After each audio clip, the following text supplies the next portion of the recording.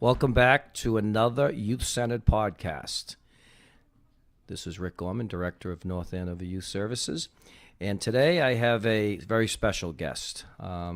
As adults, we sometimes, as we get older, start to be recognized more as because of our children and not necessarily us. So for years I was known as Rick Gorman, and now in lots of circles I'm known as Michael Gorman's father.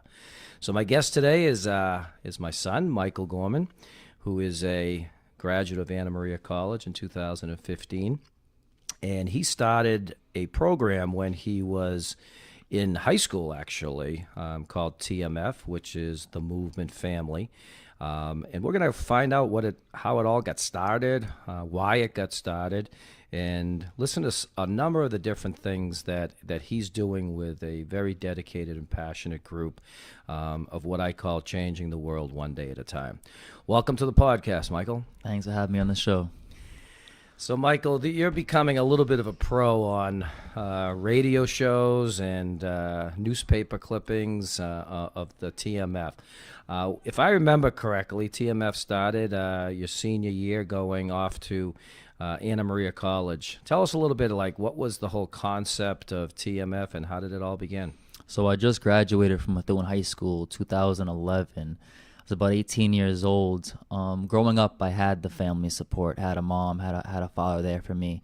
But a lot of my peers, they didn't have that support system. So I think it kind of hurt me overall to see them go down the wrong road while I was kind of on, a better path. So it kind of, led me to TMF, the Movement Family. Started it, like I said, just finished my senior year of high school. I had many diverse, at-risk young adults, and it just started with, I would say, about eight TMF members, and from word of mouth after the first year, I think we had over 100 individuals. Overall, TMF, it just started with a simple run just to build determination and motivation into these kids' heads. But then we tried to make TMF a little more meaningful into a life aspect. And now you look at it, 7 years later, it's still up and running. We have a meeting once a week at the Lowell VFW, and it's just an escape for a lot of these kids. It's a way out. It's a way to meet together, set goals for each other, do a lot of outreach, and just try to be there for one another.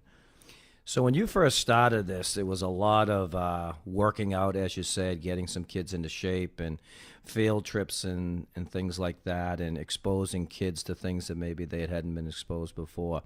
And then you went off to Anna Maria College and studying social work, and a recruited basketball player, played 4 years of basketball at Anna Maria. Really tough being a full-time student athlete, but you were able to keep TMF going during those 4 years of being away at college. How did you do that, and when did you do all that? So being a student athlete, it can be very time-consuming. You have to make sure you have balance, going to school, getting an education, playing basketball. It's kind of like a full-time job in itself. But I made sure I actually ran TMF in the summers. So I think I started it probably every end of May, and I would wrap it up at the end of August. So it was more of a summer program for, I would say, the first 4 years of TMF. And then after, graduating from Anna Maria, coming back home, I've been able to actually do TMF year-round, which I know the kids have benefited from greatly and appreciate it. And you did also during the holidays during college. You actually did a number of different things, and I remember you started Christmas Under the Bridge. What was all that about? Yeah, so coming home for Christmas break, one of the few times we're able to come home for a week or two, we decided that Christmas on the streets would actually be a good idea. It's tough. Holidays can be tough. A lot of people with families. But a lot of those people on the streets don't really have families. So, driving down, for example, Broadway Street in Lawrence, you see many of these homeless individuals just out there in the street. So me and a few TMF members decided it would be a good idea to, get donations of presents, grab hot chocolate, go to Dollar Tree, get a Christmas tree, and put a Christmas tree under every bridge in Lawrence. The middle bridge near the Clatter Pub, the Green Duck Bridge, the Jackson Street Bridge, and Christmas morning, we would actually wrap those presents, bring the hot chocolate, bring board games, and we would just spend our Christmas morning with them before even spending with our own families. So it was meaningful for the TMF kids to be able to see that. It was definitely eye-opening. It was pretty amazing. The Boston Herald actually on Christmas morning had a article on their front page about you and what you did with Christmas Under the Bridge. And due to that, you were actually honored by the NCAA for community service. What was that like, getting that award? Oh, it was an honor. I'm grateful just to know that that magazine, NCAA magazine, was sent throughout many different colleges throughout the country. And it meant a lot for those kids knowing that they're doing something special and, they're getting recognized for it. So it made them feel good inside. It made me so happy knowing that this program really is working, and these individuals in TMF, they're just learning a lot about themselves, but also, the world out there, and how, everyone deserves to feel loved out there and deserves to feel special. It's great. As you graduated Anna Maria College in 2015 with a bachelor's degree in social work, what are you doing now? The last 3 years, you've had a couple of different jobs in the field. Tell us a little bit about those jobs and what a day's like for you professionally. Not all the volunteer stuff you do, but what it's like professionally. So, like you said, I actually got the degree in social work. I grew in love with the addiction aspect of it. I actually did an internship my senior year of college at Motivating Youth Recovery, also known as MEAR, in the Worcester area. It's one of the few adolescent detox in even New England, and it was 13 to 18-year-olds struggling with opiate use.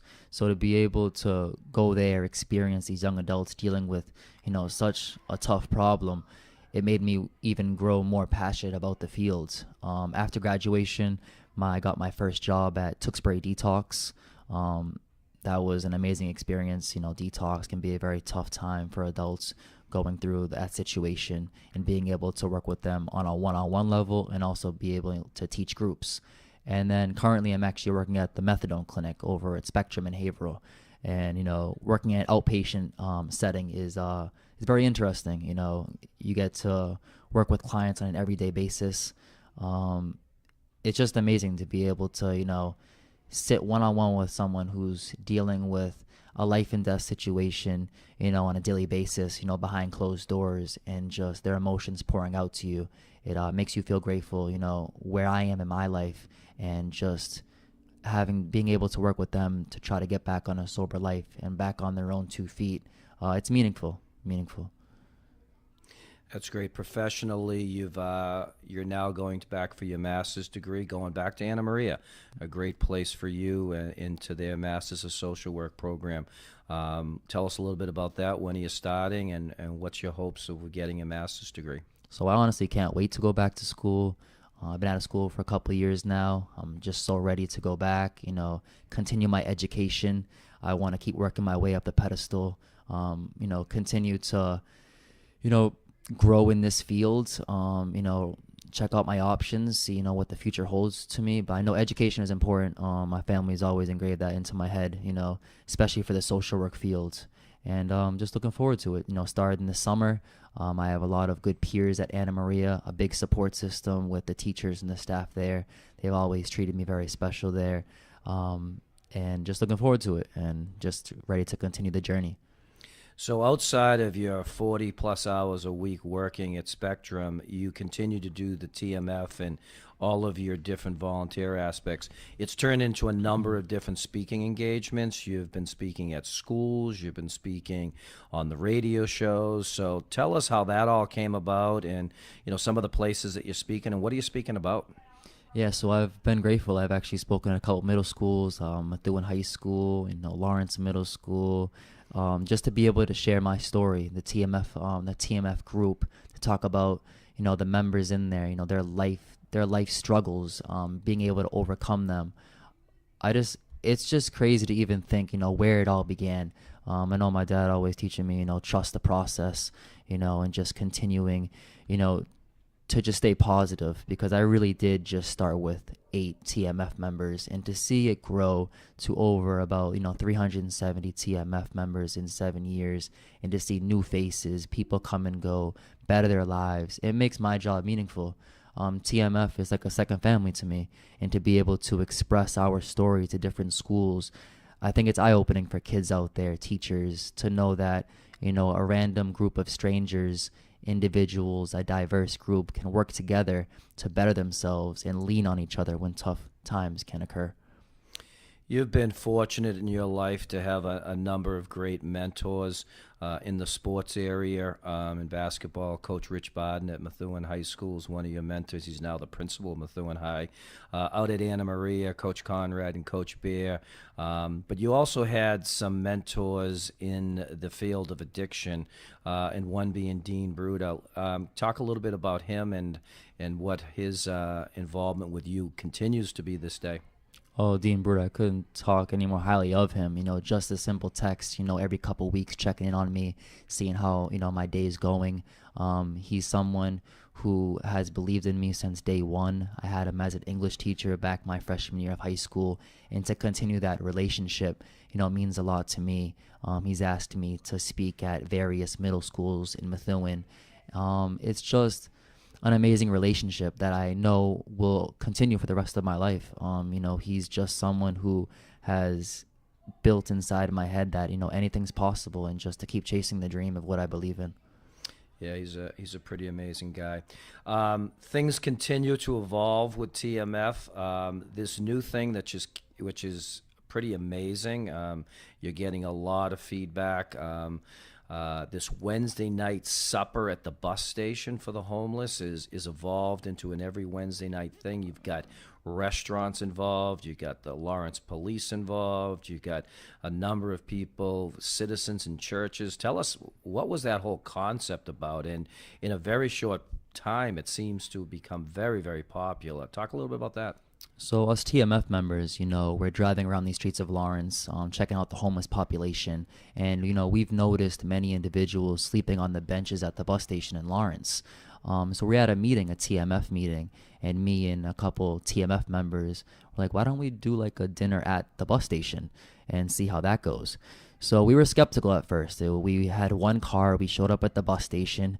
We pulled out one table, 6 chairs, and we had about 7, 8 homeless people there the first night. And we went to get pizzas at Little Caesars. And we just kind of set up there, and we call it a family dinner. We are now at our 7th family dinner. To think that Mono's, different families in the Andover, North Andover area, Tom Duggan from the Valley Patriot newspaper, the Lawrence Police Department stopping by and seeing what we're doing. And just to see, how far it's grown in just a matter of weeks, and to see the smile on those homeless people's faces, it's an amazing feeling. I'm not a believer in, just serving the food and watching these homeless people eat. I'm more of like a life person. So we will, put that whiteboard up at the bus station, ask questions like who's ready for detox this week, who's looking for a bed at the homeless shelter, and just make it a family aspect. It doesn't matter if you're in TMF, the one sleeping on the street. We're going to interact during that meal. We're going to believe in each other, talk to each other, and hopefully grow together. We want these homeless individuals not to get comfortable there, but to be able to get out of there. And I'm just interested to see where it goes from there. Yeah, I mean, obviously, a lot of people are stepping up right now. It's great to see the businesses. You talk about one of my former kids here, Sam Salib, who's been helping out a lot, and different people coming and volunteering. And obviously, people get in touch with you if they want to help out with this Wednesday night supper at the bus station? Correct. So we actually have the Movement Family on Facebook. It's like a fan page. You can see our updates there, and you can always follow me on my personal page, which is Michael Gorman TMF. And we do updates it daily and weekly of events that we have going on. So social media has been really big for you in a variety of different ways. How has social media, through whether it's Instagram or Facebook, like you just mentioned, how has that helped with some of the stuff you're doing? Oh, it's crazy how much social media can, spread. Just to see like a post of, us eating at the bus station or a TMF meeting, and just the amazing feedback or the shared posts, and to see all the different towns and people that reach out. It's a blessing. I can't even begin to state all the thanks I have for all those families out there and all those individuals who just shoot us messages of, can I help in any way? It goes a long way, and I wish I could go down the lengthy list of people, but I do appreciate everyone out there. Social media has been very kind to us. It's great. When you were, most people do know that you kind of grew up here at the youth center, with obviously coming to work with Dad and hanging out, and obviously playing a lot of basketball and things like that. You were in your early high school years when you actually said something very profound to me. You said everybody knew you as a basketball player, and you were obviously an extremely talented player at Methuen High, which carried on to being a 2-year captain at Anna Maria, and setting the school record for most games played, most valuable player your senior year, a number of different accolades you've gotten over the years in basketball. But you said to me, I love basketball, but I don't want to be defined as just a basketball player.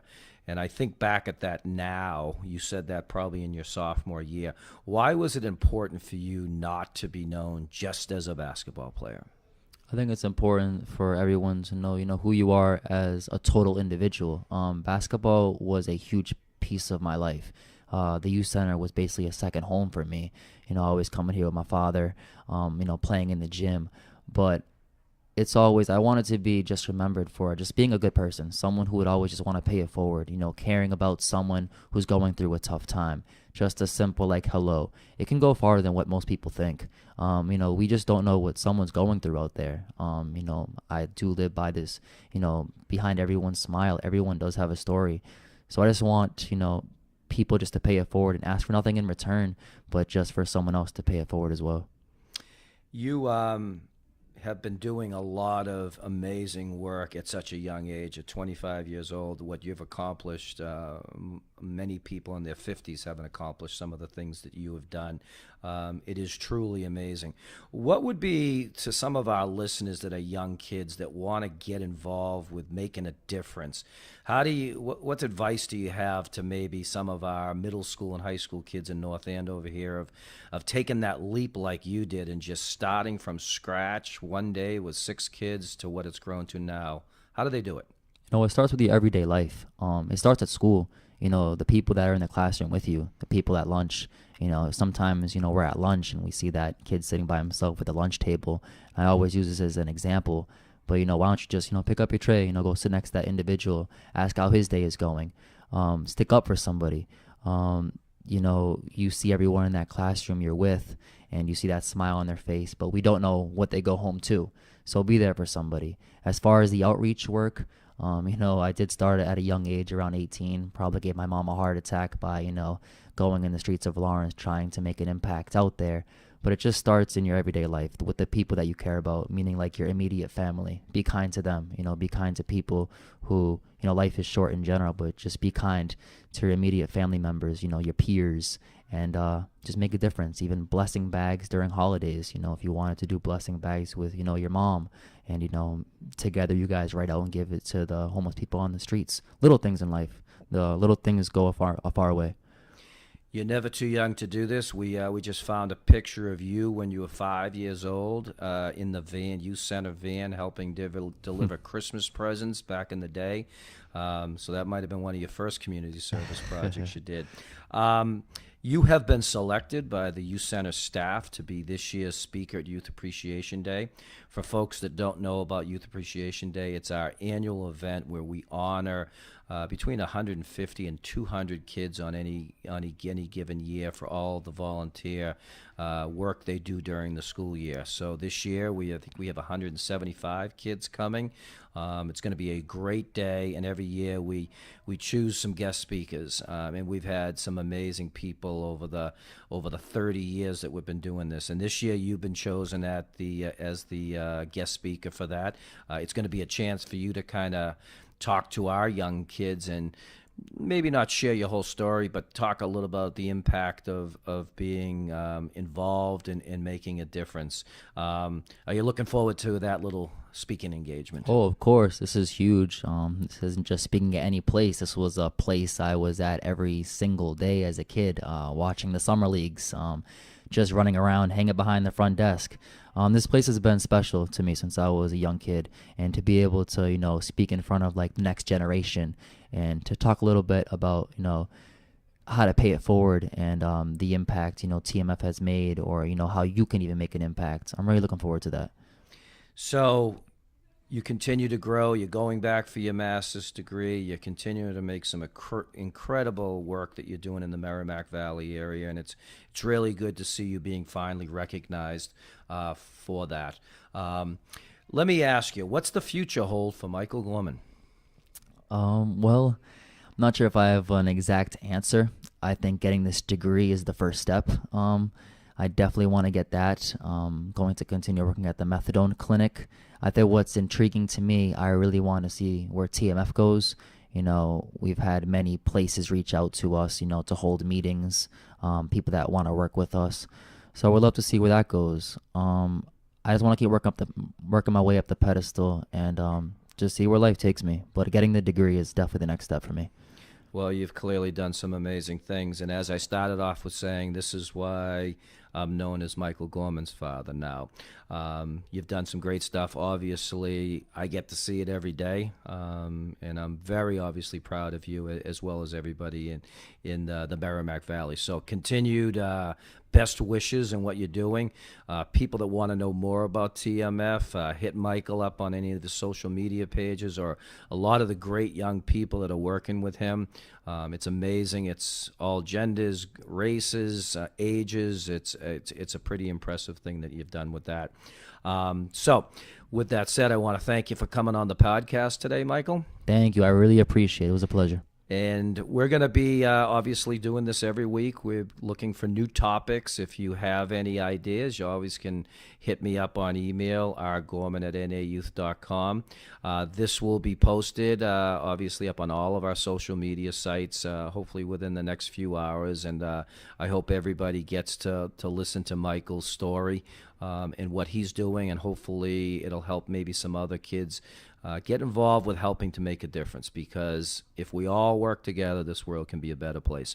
As we say with all of the ends of our podcast, too much passion is not enough passion.